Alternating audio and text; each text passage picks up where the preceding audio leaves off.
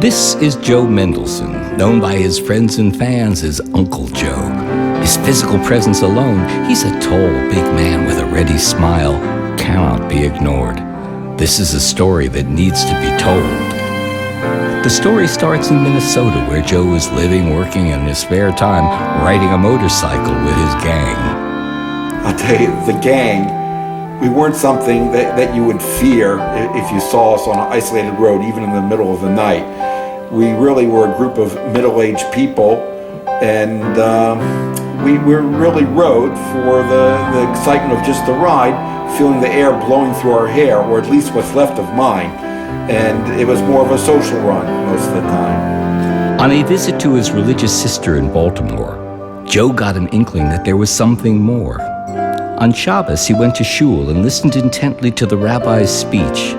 He enjoyed the relaxed, special atmosphere of the table, the aristocratic feel of a day in which money-making, traffic, phones, and work were all banned from the agenda.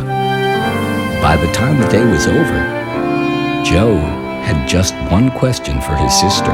Like all this mumbo-jumbo, everything is fantastic, although I don't quite understand it, a lot of it. If I just want to talk to Hashem, I can't say all these prayers and stuff we talked about. Is there some kind of simple phrase or something I can say just to communicate at least my, beliefs right now? Whenever you want to speak to God, just say 2 words, she advised him. Just say, Baruch Hashem. Joe adhered to that advice with a fervor that could only be called religious. When he needed something from God, he would say, Baruch Hashem, I need this, or Baruch Hashem, I need that. Several weeks later, Joe was riding his bike through town. The warm sun shone down on him and lit up the scenery like a photograph. He was cruising at a modest 50 miles per hour when suddenly Joe's bike lost its traction and started to skid. It seemed as though the bike was being ripped out from under him, and his large frame slammed painfully into the ground.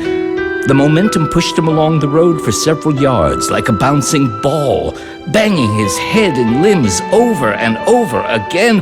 Baruch Hashem, he called out instinctively as his head crashed down against the pavement. Baruch Hashem! God would help him, he knew, if he just kept calling him Baruch Hashem. Finally, his body landed for the last time about 50 feet away from his bike. Joe tried to move, but he couldn't.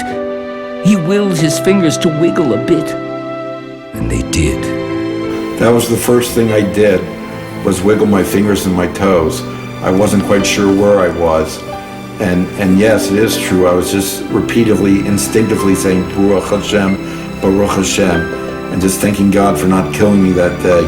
And as I was in the hospital healing with my broken bones, ribs, and so forth, I did a lot of reflection how, there was more to life than just writing, and a lot of the things that we hear about Yiddishkeit aren't just a myth, but they were the answers to the life that I was looking for.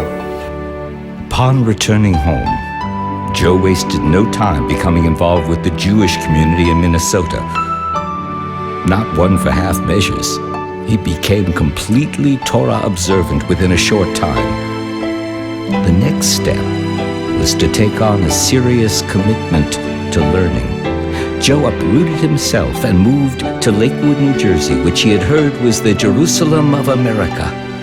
There he sought out the most learned people he could find to learn with him.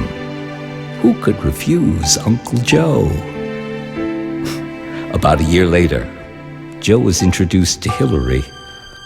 Engagement, marriage, and the imminent birth of a child all followed quickly. The couple felt divinely blessed, having been granted all the gifts that so many other people had to pray long and hard to obtain. But then the smooth ride hit another skid.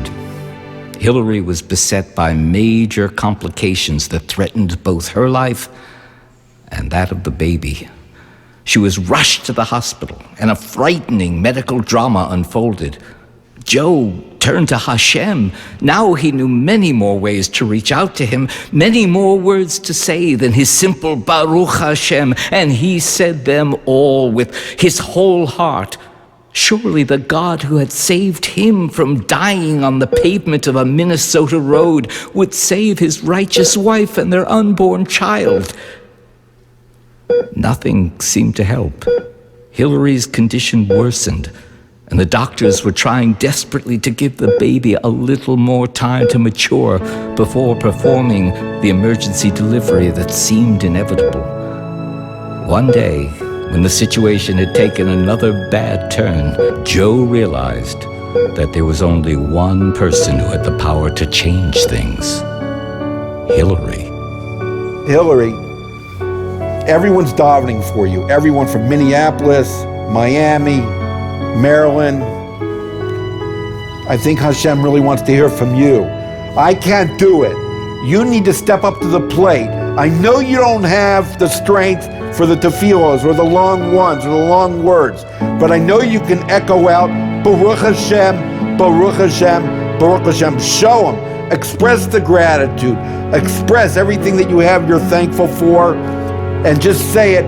Hashem will take care of it like he did for me, and he'll do it. Hillary nodded her head and then began repeating, Baruch Hashem, Baruch Hashem, until she felt that all of her longing for a healthy baby and for her own life had been delivered to the heavenly throne. A few days later, Hillary gave birth to a healthy baby girl. Baruch Hashem. Joe spent those first few years in Lakewood working at Oorah, a Kiruv organization. With his infectious can-do attitude and million-watt supply of positive energy, he was the perfect person to help Jewish children discover what he has discovered, that Hashem is just waiting to hear from his children. Joe's simple belief and trust in Hashem quickly puts every situation into perspective. May he have the merit to inspire many others to take the journey to a life of Torah and mitzvos.